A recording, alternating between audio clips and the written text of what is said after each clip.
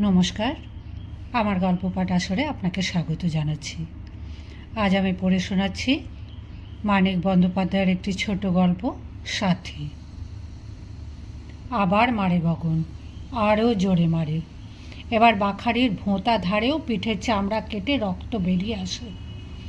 মরা ঘামাচিতে চামড়া কর্কশ সোহাগীর, স্থানে স্থানে দাঁতের চাপড়া। নিষ্ঠুরতার নেশায় উন্মত্ততা এসেছে। থরথর করে সর্বাঙ্গ কাঁপে গগনের, দাঁতে দাঁতে ঠোকাঠুকি চলে অবিরাম। আরক্ত চোখে ঝাপসা দেখায় জগৎ। আরও মারবে, আরও মারতে মারতে কখন তৃপ্তি আসবে গগন জানে না। মরে যাবে কিনা সোহাগী তাও জানে না। মেরে মেরে আজ সে ওকে টের পাইয়ে দেবে রোজগেরের স্বামীর কত জোর খাটে। পরনের কাপড়খানা খুলেই খুঁটির সঙ্গে সোহাগীকে বেঁধেছে মারার সুবিধার জন্য, সামনের দিকটা খুঁটিতে লাগিয়ে। মুখ দেখতে না পাওয়ায় শুধু কান্না আর কাতরানি শুনে তেমন যেন জুত হচ্ছে না। কান্নায় একটু ঝিমিয়ে আসায় প্রাণপণ শক্তিতে পাছায় আঘাত করে রক্ত ঝরিয়ে গগন সামনে যায় সোহাগীর মুখখানা দেখতে। ঘাড় কাত করে দাঁত দিয়ে খুঁটির বাঁশটা কামড়ে ধরেছে সোহাগী। তাই তার এখন কান্না নেই, গলা থেকে শুধু একটা গোঁ গোঁ আওয়াজ বেরিয়ে আসছে। যন্ত্রণায় বিকৃত ভয়ার্ত বিহ্বল মুখ দেখে রাগ আরও চড়ে যায় গগনের। কড়া পড়া চাষারে হাতের প্রচণ্ড চড় বসে দেয় সোহাগীর গালে। আর খাবি, আর খাবি চুরি কইরা? বড় আশ্চর্য ঘটনা ঘটে তখন। কেঁদে কোকিয়ে সোহাগী আবার মাপ চায় না, জানায় না আর সে মরে গেলেও চুরি করে খাবে না স্বামীর ভাগের অন্ন। বরং কাতরানি থামিয়ে আকাশের গলা চড়িয়ে ঘোষণা করে, খামু, চুরি কইরা খামু, খুন কইরা খামু। তার বেপরোয়া বিদ্রোহে একটু ভরতে যায় গগন। থতমত লাগে। খাবি? খামু। কেন খামু না? ভাত না পাই দাও দিয়া তোমারে কাইটটা ব্যানুন রাইতা খামু। এমন খিদে সোহাগীর, এমন বিদ্রোহ। ভাত না মেলে স্বামীকে কেটে মাংস রেঁধে খাবে। তারপর সোহাগী হাউ হাউ করে কাঁদে। এতক্ষণ পায়ে ভর ছিল, এবার একেবারে গা এলিয়ে দেওয়ায় মরমর করে ওঠে ঘুণ ধরা বাঁশের খুঁটি। সুতরাং বাঁধনের কাপড়টা খুলে তাকে মুক্তি দেয় গগন। সোহাগী পায়ে কাপড় জড়াবার চেষ্টা করে না, হুড়মুড় করে মেঝেতে উপুড় হয়ে পড়ে মাটিতে মুখ গুঁজে থাকে।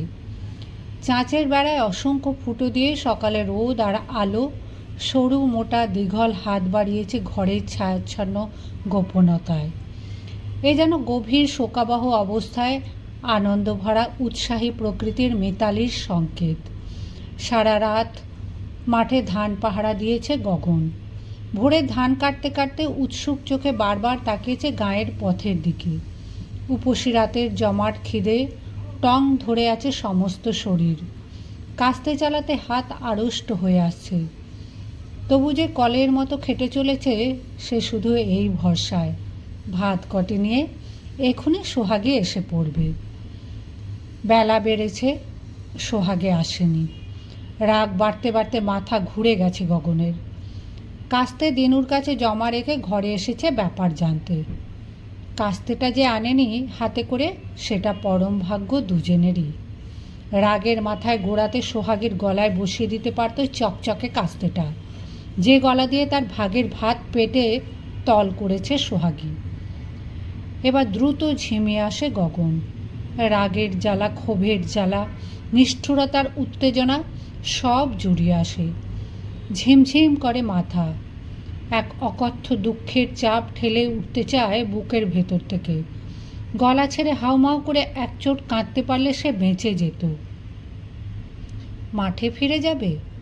পারবে খেটে যেতে, পেটে শুধু জল বোঝাই নিয়ে? মাঠে যেতেই হবে। খাটতে পারবে কি পারবে না, কতটুকু পারবে, মাঠে গিয়েই তা যাচাই করতে হবে। ধান কেটে তুলতেই হবে তাড়াতাড়ি।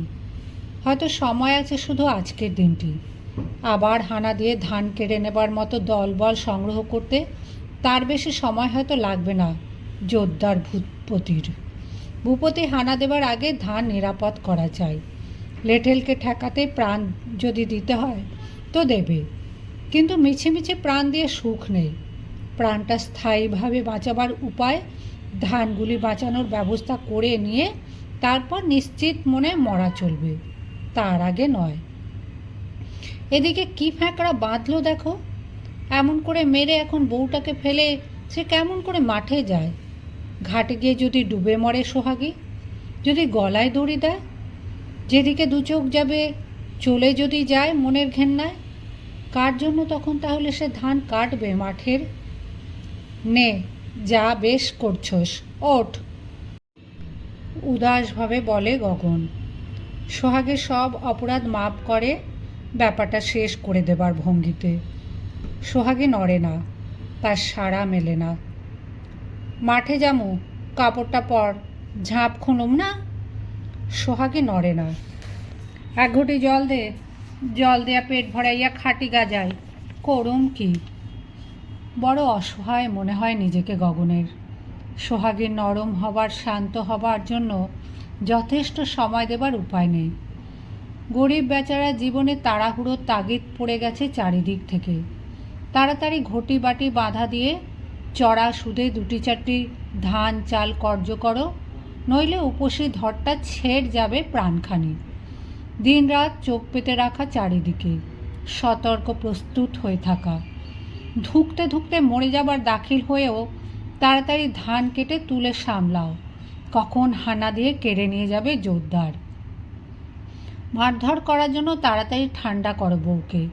উপোসের জ্বালার সঙ্গে শাসনের ঘেন্নায় সে পাছে কিছু করে বসে। একটা বেলা স্থগিত রাখার উপায় নেই কাজটা। সব কিছু ঝটপট চটপট একসাথে করা চাই, কোনোটা সবুজ সইবে না। এত কি মানুষের সয়? মরণ তো আছেই, গগন বলে খেদের সঙ্গে। এমনেও মরুম, অমনেও মরুম। লাইঠাল পুলিশ নিয়ে আইব, ধান তো ছাড়ুন না। লাঠির ঘায়ে মাথা ফাটব না তো গুলি বিঁধব বুকের মধ্যে, মরুম ঠিকই। তুই এমন কইরা মারিস না। মাথা একবার উঁচু করে আবার সোহাগী মুখ গোঁজে। তাই কর তুই। ঝড়ের মতো নিঃশ্বাস ফেলে গগন। দাও দিয়া কাইটটা ব্যানুর রায়দা খা আমারে। মাঠে মইরা পচুম ক্যান শাল, শকুনে ছিঁড়া খাইব, তর পেট ভরুক। যা, তা কইও না কইলাম। সবেগে উঠে বসে সোহাগী। মারছ ধরছ সইয়া গেছি, যা তা না কইলে সমু না কইলাম। খানিক পরে সোহাগী জল এনে দেয় টিনের মগে। এক ঘটি জল চেয়েছিল গগন, সেটা নিছক অভ্যাস, ঘটি গেছে অনেক দিন আগেই। যাবার জন্য গগন পা বাড়িয়েছে। সোহাগী বলে, ভাত নিয়া যামুনে। পাবি কই? পামু, চাল জোগাড় করুম। মার খেতে খেতে যেভাবে সোহাগী বিদ্রোহ ঘোষণা করেছিল যে শুধু চুরি করে স্বামীর ভাগের ভাত খাওয়া নয়, ভাত না জুটলে গগনকেই দা দিয়ে কেটে ব্যানুন রেঁধে খাবে, তেমনই বিদ্রোহের ভঙ্গিতে সে ঘোষণা করে, চুরি কইরা পারি, ডাকাতি কইরা পারি, চাল জোগাড় করুম। নন্দিগো ঘরে কাঁড়ি কাঁড়ি চাল। দিব না, মাথা নাড়ে গগন। দিব না, না দিলে খুন করুম, দাও দিয়া গলা কাটুম। আম গাছটার পাশ দিয়ে রোদ পড়েছে শীর্ণ ক্লিষ্ট মুখে। কি যেন জল জলে সে মুখে, কিসের পণ। শেষ রাত্রে কাঁপিয়েছিল, শীত এখন মিঠে। নতুন করে আজ একবার মুগ্ধ হয় গগন, নতুনভাবে তার বউয়ের চোখে চোখে চেয়ে। এদিক ওদিক থেকে সাড়া মিলছে মানুষের।